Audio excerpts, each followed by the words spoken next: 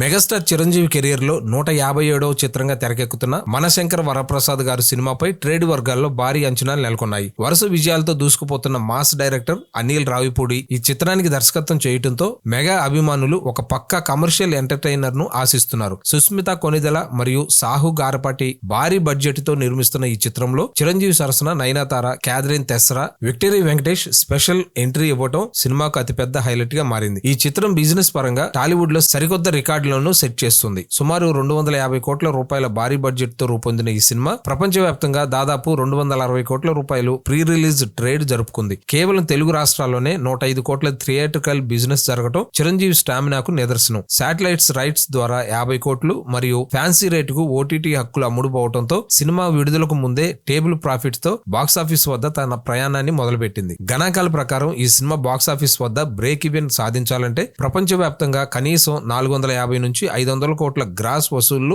రాబట్టాల్సి ఉంటుంది. నైజాం సీడెడ్ మరియు ఆంధ్రాతో పాటు ఓవర్సీస్ లో కూడా భారీ లక్ష్యాలు ఉన్నాయి. ముఖ్యంగా నార్త్ అమెరికాలో $5 మిలియన్ క్లబ్ లో చేరితేనే అక్కడ డిస్ట్రిబ్యూటర్లు లాభాల్లోకి వస్తారు. సంక్రాంతి కానుకగా జనవరి 12న విడుదలవుతున్న ఈ చిత్రం బాక్సాఫీస్ వద్ద ఏ రేంజ్ కలెక్షన్లను కొల్లగొడుతుందో చూడాలి. సాంకేతికంగా కూడా ఈ సినిమా చాలా బలంగా ఉంది. బీమ్స్ సిసిరిలియో సంగీతం, సమీర్ రెడ్డి కెమెరా సినిమాకు అదనపు ఆకర్షణలు. అనిల్ రావిపూడి తనదైన శైలిలో ఫన్ మరియు మాస్ ఎలిమెంట్స్ జోడించి ఈ చిత్రాన్ని రూపొందించారు. ట్రేడ్ వర్గాల విశ్లేషణ ప్రకారం మెగాస్టార్ కెరీర్ లోనే అత్యధిక బిజినెస్ జరిగిన చిత్రం ఇదే కావటం డిస్ట్రిబ్యూటర్లకు మరియు ఎగ్జిబ్యూటర్లకు ఏ మేరకు లాభాలను పంచిపెడుతుందో అని పరిశ్రమ వర్గాలు ఆసక్తిగా ఎదురు చూస్తున్నాయి.